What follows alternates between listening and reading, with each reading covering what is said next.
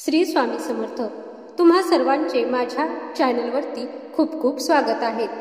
आज आपण अत्यंत महत्त्वाची पितृदोषाची माहिती बघणार आहोत, तसेच त्यावरील उपायही पाहणार आहोत। पण त्या अगोदर तुम्ही माझ्या चॅनलवरती नवीन असाल तर चॅनलला सबस्क्राइब करा। तसेच श्री स्वामी समर्थांना मानत असाल तर कमेंटमध्ये जय श्री स्वामी समर्थ लिहायला विसरू नका। आजच्या व्हिडिओमध्ये आपण पितृदोषाची लक्षणे त्यावरती उपाय बघणार आहोत, तसेच पितृदोष म्हणजे काय हे सुद्धा पाहणार आहोत। त्यासाठी व्हिडिओ शेवटपर्यंत नक्की बघा, व्हिडिओला अजिबात स्किप करू नका। चला तर पाहूया पितृदोष म्हणजे काय। तर पितृदोष हा देवाच्या रागाइतकाच भयंकर असतो। जर का देव कोपला तर दुष्काळ पडतो, निसर्गाची हानी होते। पण जर पितर कोपले तर संपूर्ण घराचा नायनाट होऊ शकतो।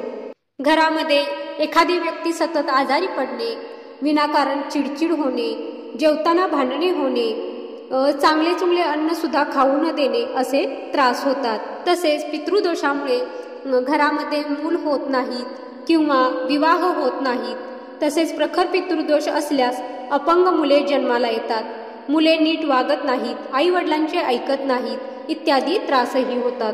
त्यासाठी प्रत्येकाने न चुकता वर्षातून एकदा पितरांच्या नावाने श्राद्ध करावे। श्राद्ध करायला जमत नसेल तर नदीच्या पाण्यात दही भात सोडावा किंवा घरातच जेवणापूर्वी अन्नाचा घास ठेवून नम्रपणे हात जोडून प्रार्थना करावी। प्रत्येक अमावस्येला दही भात हा घराच्या छतावरती ठेवावा। प्रत्येक अमावस्येला जमत नसेल तर पितृपक्षामध्ये पितृ अमावस्येला घराच्या छतावरती दही भात ठेवावा। तसेच पितरांची शांती करावी। ज्याप्रमाणे आपल्या हिंदू संस्कृतीत मातृपितृ पूजनाला अतिशय महत्त्व मानले जाते, तसेच मागच्या 2 पिढ्यांचेही आपण स्मरण ठेवावे। पितृवर्ग ज्या लोकात राहतात त्याला पितरांचे जग किंवा पितृलोक असे म्हणतात। ते नेहमी मुक्तीची वाट पाहत तेथे वावरत असतात।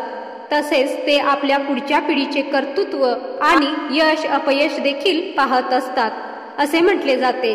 त्यामुळे त्यांचे स्मरण ठेवून श्रद्धेनुसार जे अन्नदान करतात त्यांचे कल्याण होते। आई, आजी, पणजी यांच्यासाठी वृद्ध स्त्रीला अन्न आणि साडी चोळी दान द्यावी आणि गाईला घास द्यावा।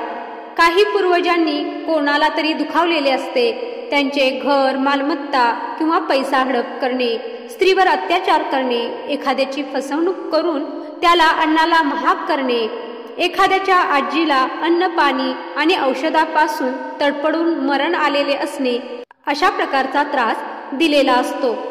मग हा असा दिलेला त्रास शाप बनून पुढील जन्म झालेल्या पिढीपर्यंत भोगाच्या स्वरूपात किंवा त्रासाच्या स्वरूपात होत असतो।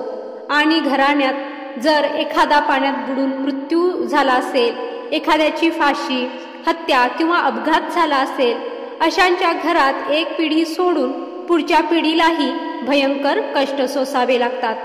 हे सर्व पितृदोष आहेत जे कर्म बनून आडवे येत राहतात आणि प्रगतीला खीळ बसते किंवा कुठल्याही प्रकारची घराची प्रगतीच होत नाही। प्रामाणिक माणसांचे अंतरंग पितरांना दिसत असते, त्यामुळे त्यांच्याविषयी वाईट बोलू नये। एखाद्यावर पितर प्रसन्न असल्यास त्यांची भरभराटही होऊ शकते। त्यामुळे आपले कर्म नेहमी चांगले ठेवा, दुसऱ्याला मदतीची भावना ठेवून मदत करत राहा। आता पाहूया जन्मपत्रिकेतील पितृदोष यांची लक्षणे। खालील लक्षणे दिसल्यास व्यक्तीला पितृदोष आहे असे समजावे। पहिलं लक्षण आहे शारीरिक। त्यामध्ये शरीराला असाध्य रोग, आजार उद्भवणे, घरात कुणाला तरी आजारपणाचा सतत त्रास होणे, विषारी सर्पदंश होणे, अशा प्रकारचे शारीरिक त्रास होतात। दुसरा आहे मानसिक त्रास। मन आणि शरीर अस्वस्थ राहणे, मन अशांत असणे, भय वाटणे, दचकणे, बडबडणे, भास होणे, नदी किंवा समुद्र पाहून त्रास होणे, वाईट स्वप्ने पडणे, निद्रानाश होणे, रात्री घाबरणे, पूजा पाठ, दानधर्म, कुलधर्म, कुलाचार यात अडथळा येणे, त्यात मन न लागणे, त्यावर विश्वास न बसणे असे त्रास होतात। तिसरा आहे कौटुंबिक।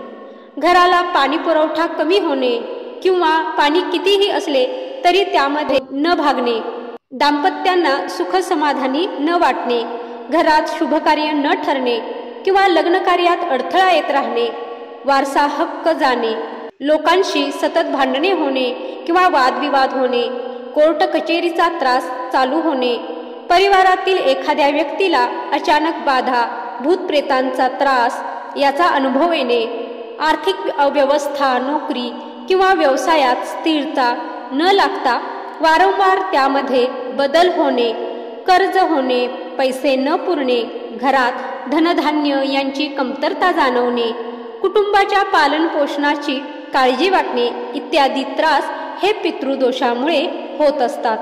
आता या पितृदोषापासून मुक्तता मिळवण्यासाठी किंवा त्यांचा त्रास कमी होण्यासाठी उपासना कशी करावी हे पाहूया. त्यासाठी पहिला उपाय आहे ते म्हणजे पूर्वजांचे श्राद्ध करणे. नारायण, नागबली, त्रिपिंडी आणि तीर्थश्राद्ध.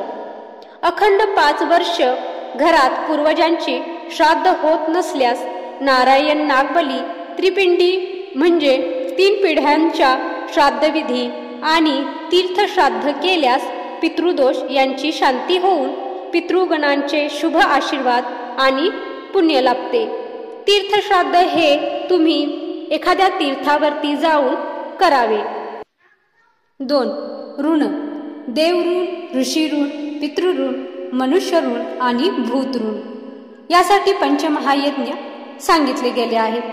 प्रत्येक व्यक्ती किंवा जीवात्मा जन्माला येतानाही 5 ऋण किंवा कर्ज घेऊनच जन्माला येत असतो आणि या जन्मातून त्याला मुक्तता करून घ्यायची असेल तर मुक्त होण्यासाठी ह्या ऋणातून मुक्त होणे गरजेचे असते. यासाठी पंचमहायज्ञ करायचा असतो. तर ते महायज्ञ खालीलप्रमाणे करायचे असतात.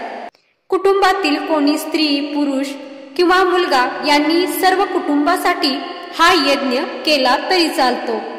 पहिला आहे देवयज्ञ.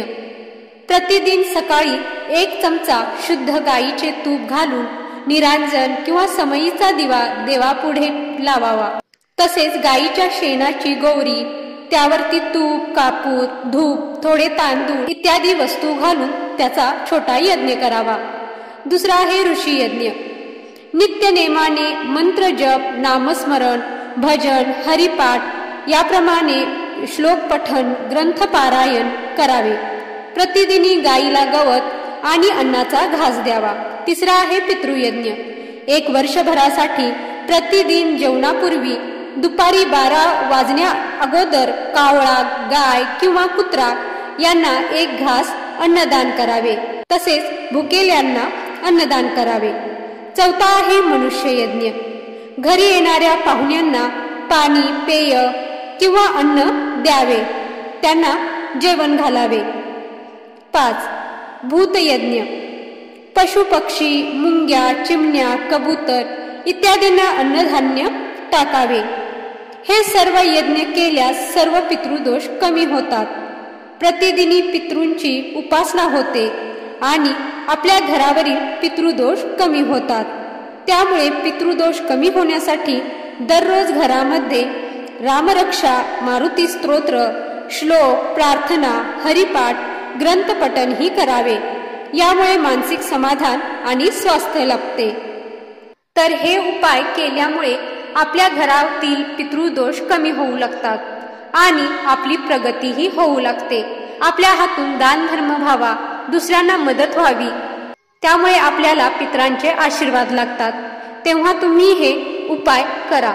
तुम्ही केलेले कोणतेही चांगले काम हे पित्र पाहत असतात, त्यामुळे तुमचा पितृदोषही कमी होत जातो.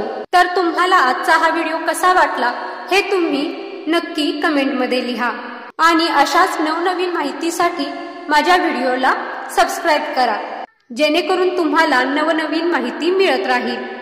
जय श्री स्वामी समर्थ.